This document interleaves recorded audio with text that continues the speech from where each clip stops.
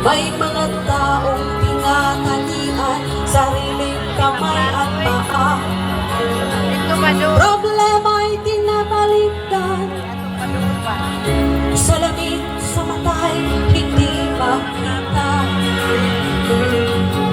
Kay sarap ng umaga, lalo na kung ika'y gising. Tanghali maligaya kung ika'y may makakain.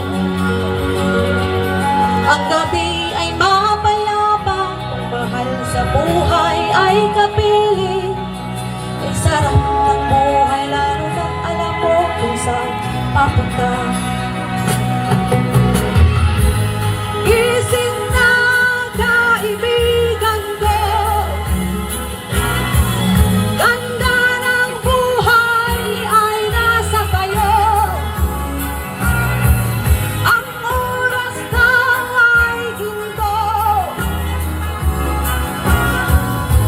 kinakalawang lang pag ginamit mo. Kailan ka pa magbabago? Kailan ka pa matututo? Ang lahat ng ilog sa dagat patungo, buksan ang isipan at mararating mo. Ay ganda ng buhay sa mundo. Nakita mo na ba mga bagay na dapat mong makita? Nagawa mo na ba ang mga bagay na dapat mong ginawa? Kalaban ng tali sa paa, ulat ng iyong mga mata. Kay sarap ng buhay lalo na't alam mo kung saan papunta. Ay sarap ng buhay lalo na't alam mo kung saan papunta.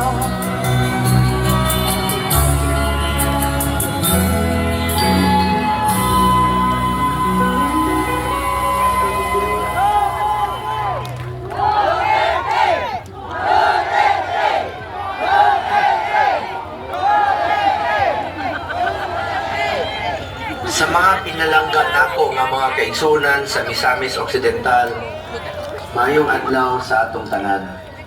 Sa pagsaulog sa 80th birthday sa atong pinalanggang kanhing Presidente Rodrigo Roa Duterte, kinasing-kasing ko nga nakiguban kaninyo sa pag-ampo o paglaom alang sa iyang kahimsog, kaluwasan o pag-ulit diri sa Pilipinas. Dili nato kalimtan ang iyang paghigugma o iyang liderato sa paghatag og tinuod nga kausaban sa atong gobyerno. Alang sa iyang adlawng natawhan, atong buhion usab ang espiritu sa pakikiusa sa katawhang Pilipino. Ang pakiusang nagikan sa atong gugma kang Tatay Digong ug sa iyang tinguha nga magserbisyo sa nasod nga tibuok kasing-kasing. Sa kini nga panahon sa pagsulay, magpabiling ta nga nagkahiusa sa pag-ampo alang sa iyang kaluwasan ug kahimsog.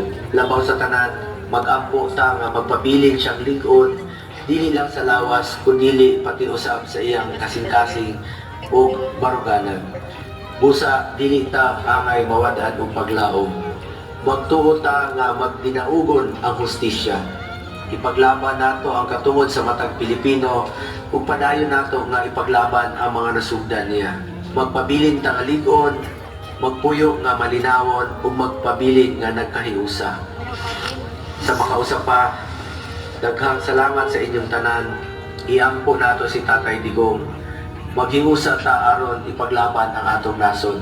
Ipagdasal po natin ang kalusugan, kaligtasan at kalayaan ni Tatay Digong. Alam kong napakahirap po mag-celebrate ng birthday na mag-isa. Simpleng tao lamang po si Tatay Digong. Tuwing birthday niya, hindi po siya nagpa-party. Mas ninanais niya pong magpakain sa mga cancer patients at sa mga kababayan nating mahirap. Napakasimpleng tao lamang po ng ating Tatay Digong. Muli, ipagdasal po natin si Tatay Digong. Maraming salamat po sa inyong suporta at pagmamahal sa ating mahal na si Tatay Digong. Mabuhay kitang tanan, mabuhay si Tatay Digong, ug mabuhay ang Pilipinas. Daghang salamat.